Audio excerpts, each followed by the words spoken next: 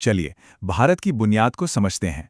ये सिर्फ इतिहास की किताबों की बात नहीं है, बल्कि उन 4 पिलर्स को समझने की कोशिश है जिन पर हमारा ये कमाल का देश खड़ा है। अच्छा सोचिए जरा, किसी भी देश को अगर सच में समझना हो तो क्या जानना जरूरी है?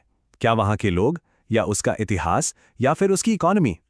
अगले कुछ मिनटों में ना हम भारत के लिए इन्हीं सवालों का जवाब ढूंढेंगे। तो पहला स्तंभ है हमारा इतिहास।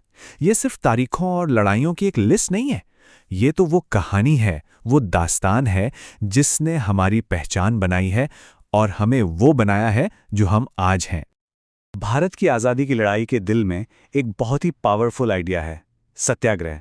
ये सिर्फ कोई पॉलिटिकल स्ट्रैटेजी नहीं थी, ये एक मॉरल फोर्स थी, सत्य की शक्ति। और ये आइडिया इतना पावरफुल था कि इसने दुनिया के सबसे बड़े साम्राज्यों में से एक को चुनौती दे दी और पूरी दुनिया में सिविल राइट्स मूवमेंट्स को प्रेरित किया। तो देखिए, आज़ादी का रास्ता कोई सीधी सड़क नहीं था। ये एक प्रोसेस था जो धीरे धीरे आगे बढ़ा। जैसे 1920 का जो असहयोग आंदोलन था, उसने 1929 की पूर्ण स्वराज की उस बड़ी मांग के लिए जमीन तैयार की।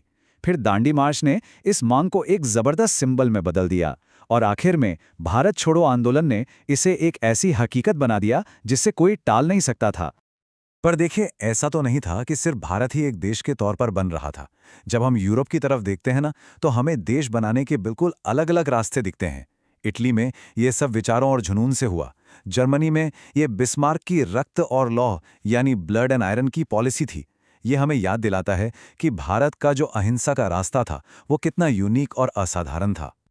तो इतिहास की कहानी से अब हम आते हैं अपनी जमीन पर। दूसरा स्तंभ, हमारा भूगोल।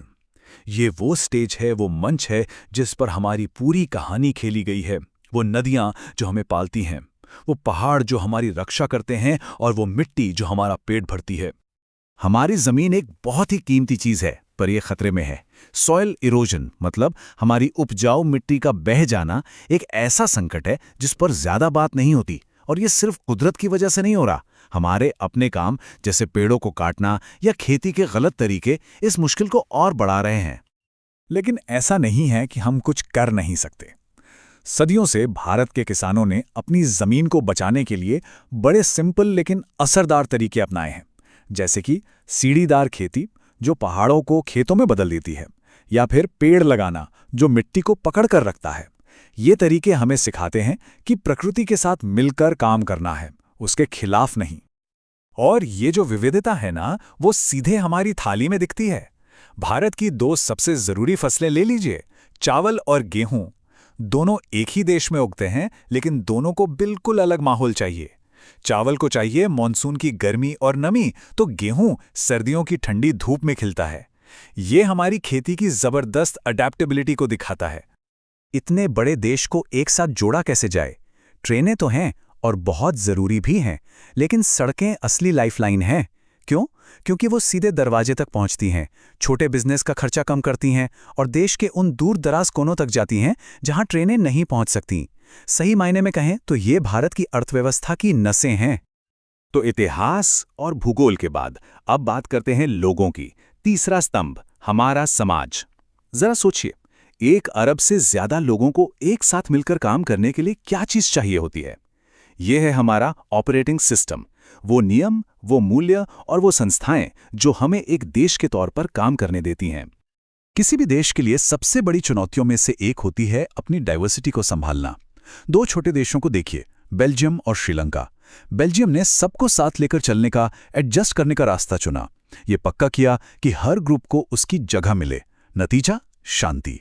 वहीं श्रीलंका ने मेजॉरिटी का रास्ता अपनाया, एक ग्रुप को दूसरे पर थोप दिया। नतीजा, सालों तक चलने वाला गृह युद्ध। ये एक बहुत बड़ा सबक है कि एकता सिर्फ सबको साथ लेकर चलने से ही आ सकती है। भारत ने इस सबक को बहुत गंभीरता से लिया है। हमारी जो व्यवस्था है, जिसे संघवाद या फेडरलिज्म कहते हैं, वो एक बड़े परिवार की तरह है। केंद्र सरकार मान लीजिए माता पिता की तरह है, जो बड़े मसलों को देखती है। राज्य सरकारें बड़े बच्चों की तरह हैं, जिनकी अपनी अपनी जिम्मेदारियां हैं। और फिर लोकल सरकारें ये पक्का करती हैं कि हर मोहल्ले की अपनी आवाज हो। ये सब मिलकर एकता और विविधता का एक संतुलन बनाते हैं।